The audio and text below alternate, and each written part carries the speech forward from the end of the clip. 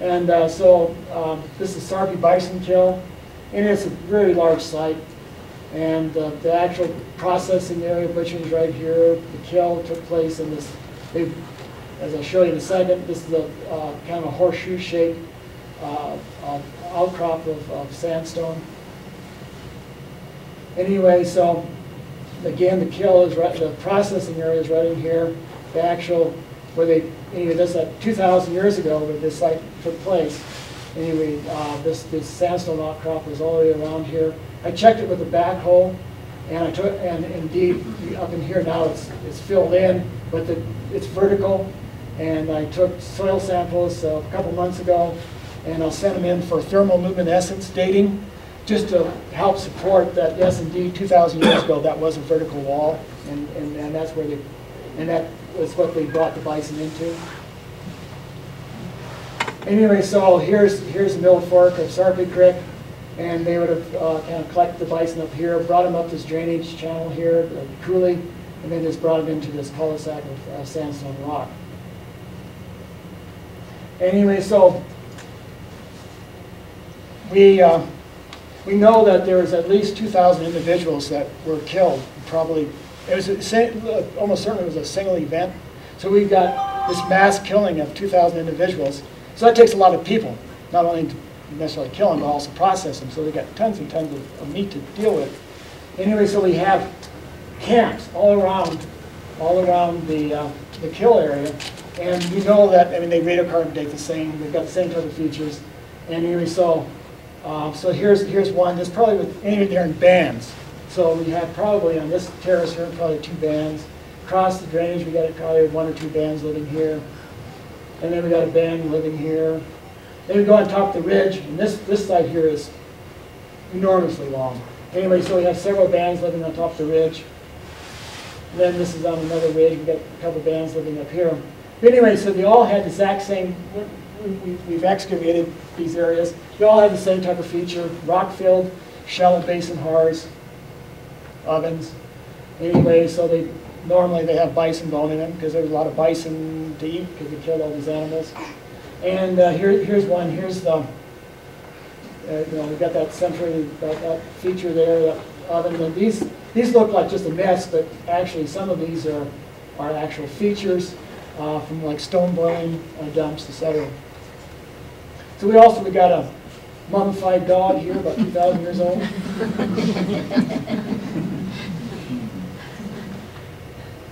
And so anyway, so once again, here we are. Here's the kill processing area. The processing area. Here's the kill area. Anyway, so we didn't want, while we're cleaning out the bone bed, we didn't want any rain, etc., ruining our handiwork. So this is right here is 100 feet of canopy here. And here's a crew meticulously cleaning up the bone bed. We use shop vacs, because the shop vac works much better than a brush. You can never do with a brush what you can with a shop vac. And this is when it's all cleaned up. And here's the projector points in situ. The knife. There. Anyway, so this summer I spent a couple months removing the bone bed. This area is going to be mined. So we used a backhoe and all the soils passed through power screens. Here's a pile of bone here. And so here it is when we got finished with it. Anyway, here's just a few of the 2,000 plus, 2,200, whatever projector points we recovered. And anyway, we've got a wide range of size. We have projector points that are obviously hafted onto spears. We've got ones that are obviously hafted onto throwing darts for the atlatls, and we also have ones that were hafted onto arrows for bow and arrows. There's some size range. Oh, and so anyway, so how do we know how many individuals were killed that day? Anyway, so the toughest bone, absolutely the toughest bone there is on an ungulate, that's the talus. And so we collected all the taluses. And then since the talus and the calcanei are together, so we collected all that calcanei. And so where's the talus at? The talus is right here. Here's the calcaneus, which is the hawk bone. And anyway, so we have not, we got over 4,000 taluses, but we haven't separated right from left yet, so we don't know the exact number of individuals, but at least 2,000 individuals. Only one bison skull. We got at least 2,000 bison skulls that should be there. And we got, as far as horn cores, we got a few of these guys, maybe 40 of them. So they obviously, they removed that portion of the skull and put it someplace. And I like to think they made a huge monument. I don't know, but I could just see this monument that stood there for a century. As tall as this room. Anyway, so just so the bison kill took place around 2,000 years ago. They ran into a cul-de-sac of sandstone and killed them. There was a huge processing area, at least 5 camping locations, a bunch of tools, tons and tons of tools. This is the most robust site I've ever excavated. It's going to take several years to process all the information. So we're going to look at, anyway, here's a cluster of sites. They all have one thing in common. They all have a late prehistoric one component. They all have, within that late prehistoric component, they all have what I call the Thunder Basin phase and component. So we're just going to bop back to Holmes' draw, just to reorient ourselves, and back to that right there. Anyway, once again, we got the early archaic, and up here we got this late prehistoric one Thunder Basin phase component. So anyway, so we've excavated all these sites with the Thunder Basin phase. The living surfaces have a paucity of materials. They have, what makes one of the things, one of the attributes is the small diameter central pit hearth ovens. One of those are sitting right here and ready to be put on display in the storage area, what do you call it. So maybe this time next year, it'll be sitting right over there. And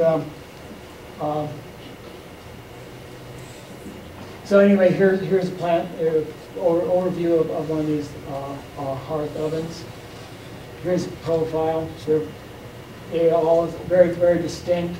Anyway, so on this, sometimes they would line these pits with clay, and you can see their finger marks, which is always really cool. You see little impressions. And anyway, here's just a drawing of them. Anyway, so the most unique thing, the most unique attribute, is this large pit filled with ceramic faulty clay. And I don't know if you can see it, but here it is. So it's about 130 centimeters across, about 65 centimeters deep, so about yay deep, huge. And here it is cleaned out. So dry, this clay would have weighed about 1,380 pounds. So no doubt it was damp when we put it in, so it had been over a ton of clay.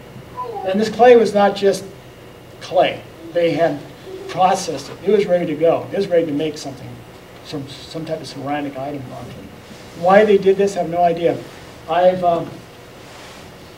When did we do this site nearly? A long time ago, 10 years ago, maybe more. Anyway, in the 10 years, I've talked to people in the Southwest, archaeologists in the Southwest. I've talked to them in Canada. I've talked to them everywhere. They've never seen anything like this. In the American Southwest, you get these little pits with clay in. And we did last year, we did one of these Thunder Basin phase sites, and they had this little pit of clay, but nothing like this. This is a big works project. WPA or something. Anyway, so then another attribute is the fire clay figurines and objects. That's unique to this culture. And this guy right here came from a Holmes Draw site. I would like to believe that it represents a pronghorn, a male pronghorn with the bill outside, that hair on the back and the neck stands up. This guy right here, I have no idea. They did a lot of work on him. In addition to his eyes, they put a hole right through here. That's that one right there. And they got one through here. And they got all this little doodad stuff on here. We have not found one of these fired clay objects that's complete, but there's a very finite range of variation. And so one of the type of what you get over and over again are these flattened cylinder-shaped objects. Anyway, and then they do all sorts of different things on these flattened cylinders, but they're always the same. This hole right here, what they would do, and they didn't always do it, they would just take a stem from some plant, sagebrush or whatever, and then mold the clay around that stem, and then they would fire it. Anyway, so we've recovered these fired stems, these charcoal stems inside of these objects. And another one is this wavy thing. I don't know if you can tell, but anyway, they would just flatten it out, and then they take their finger like this and make a little wave. And I like to think that's a fish. That's funny. I have no idea. And then round objects. It's probably the most common. You get these objects that are round. And then often they weren't satisfied just leaving them round. They would take and do things with them, cut slits, etc. And then a peculiar item is we get pinch pots, which is, it's through time. It's just all over pinch pots, but they're little pots like this. But these guys, we get the pinch pots, but also we get these guys that look like they should be a pinch pot, but they're flat. They no curve. No idea what they're connected to, what type of object or animal. Oops, sorry about that. And associated tools. Anyway, so we get the arrow points, then we get the dark side points, the typical scraping tools. One of the things they like in this part of it, like around right, south part of the Proper Basin, there's a lot of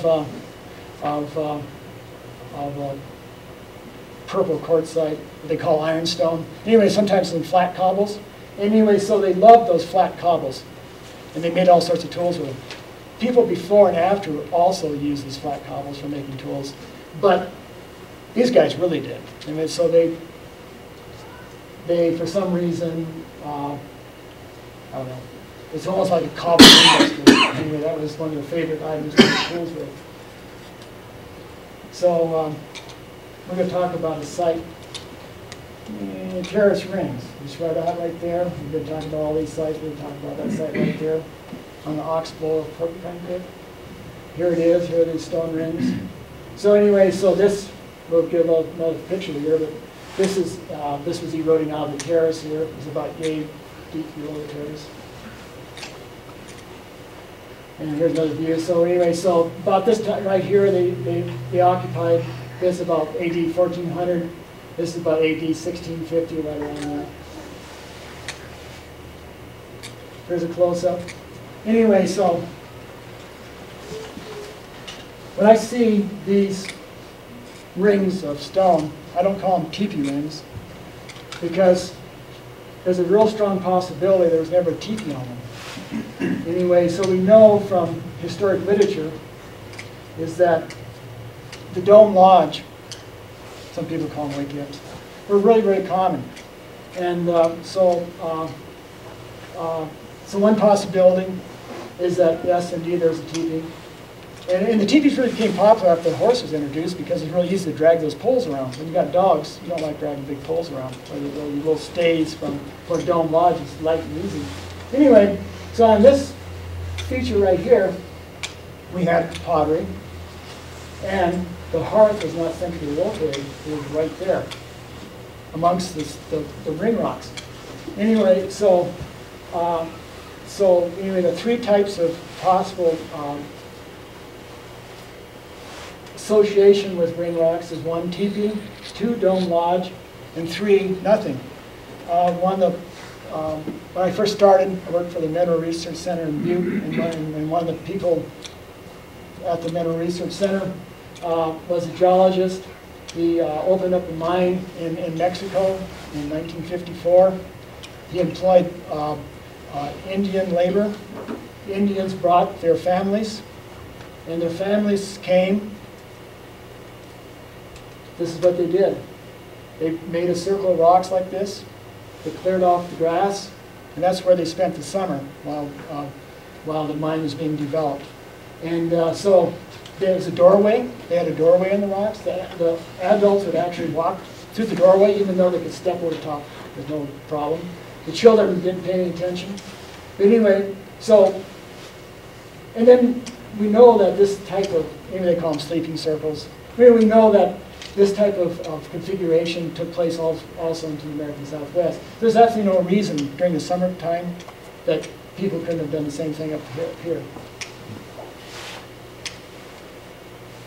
So here's the part of the attempt to reconstruct, put the pot back together that was in that stone ring.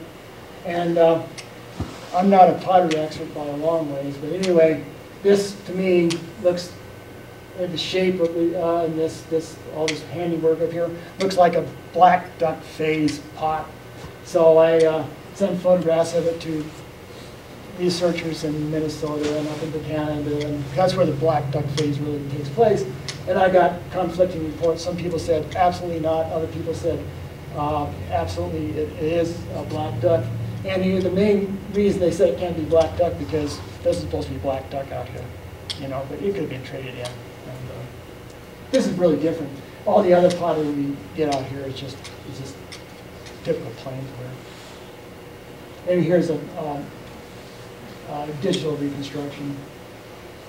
So the terrace ring site was occupied around AD 1400, and then again about 1650 had the typical collection of artifacts along with ceramic skewers.